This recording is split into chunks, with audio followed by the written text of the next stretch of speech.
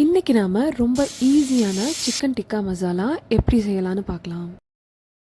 இந்த ரெசிபியோட ஃபர்ஸ்ட் மேரினேஷனுக்கு நான் 1/2 kg சிக்கன் எடுத்திருக்கேன். ஒரு 2 table spoon Kashmiri chilli powder எடுத்துக்கோங்க.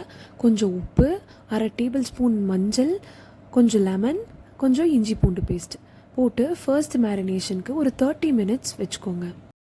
அடுத்து நான் செகண்ட் மேரினேஷனுக்காக ஒரு பாத்திரத்தில் 2 டேபிள் ஸ்பூன் எண்ணெய், 1 table spoon Kashmiri chilli powder, 1/2 teaspoon மஞ்சள், 1 டீஸ்பூன் ஜீரக பொடி, 1 டீஸ்பூன் கரம் மசாலா, தேவையான அளவு உப்பு, 1 teaspoon ginger garlic paste, 1 teaspoon kasuri methi, 1/2 bowl திக்கான தயிர் போட்டு நல்லா மிக்ஸ் பண்ணி நம்ம ஃபர்ஸ்ட் மேரினேட் பண்ண சிக்கனை இது கூட சேர்த்து மிக்ஸ் பண்ணிக்கலாம். நம்ம சிக்கன் டிக்கா மசாலாக்கான சிக்கன் ரெடி ஆயிடுச்சு. இதை ஒரு ஸ்கியூவரோ இல்லை பார்பிக்யூ ஸ்டிக்கோ ஏதோ அதை வச்சு நம்ம ஃப்ரை பண்ணி எடுத்துக்கலாம்.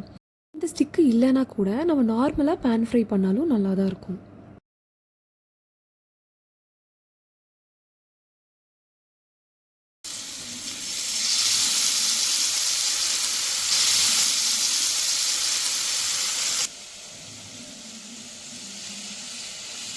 சிக்கன் டிக்கா ஃப்ரை பண்ணி எடுத்தாச்சு.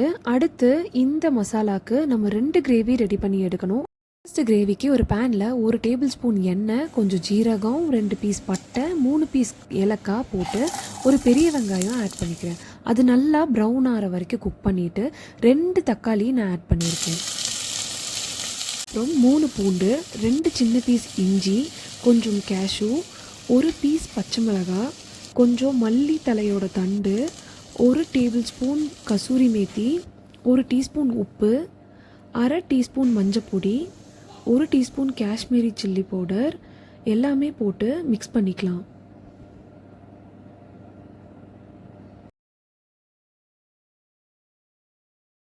இப்போது 1 கிளாஸ் தண்ணி ஊற்றி நல்லா குக் பண்ணிக்கலாம். இப்போது தண்ணியெல்லாம் நல்லா வற்றி நல்லா குக் ஆயிருச்சு. இது ஒரு ஜாரில் போட்டு நல்லா பேஸ்ட்டாக அரைச்சிக்கலாம். இது செகண்ட் கிரேவிக்கானது ரெடி பண்ணிக்கலாம். அதுக்கு ஒரு பாத்திரத்தில் 2 டேபிள் ஸ்பூன் எண்ணெய், கொஞ்சம் ஜீரகம், கொஞ்சம் சாப் பண்ண கார்லிக், 1 பெரிய வெங்காயம் போட்டு நல்லா குக் பண்ணிக்கலாம்.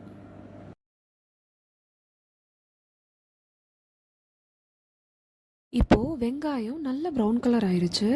இதுக்கப்புறம் 1 டீஸ்பூன் ஜிஞ்சர் கார்லிக் பேஸ்ட், 1 தக்காளி, தேவையான அளவு உப்பு, 1 டீஸ்பூன் காஷ்மீரி சில்லி பவுடர், கொஞ்சம் மஞ்சப்பொடி ஆட் பண்ணி இதை நல்லா குக் பண்ணிக்கலாம்.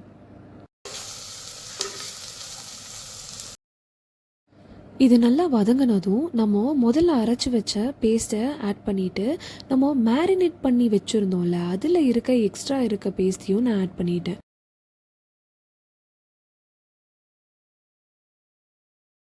இப்போது நல்லா கொதிச்சிருச்சு. இதில் கொஞ்சம் கசூரி மேத்தியை நல்லா க்ரஷ் பண்ணி ஆட் பண்ணி நம்ம குக் பண்ண சிக்கன் டிக்காவையும் இதில் சேர்த்திக்கலாம்.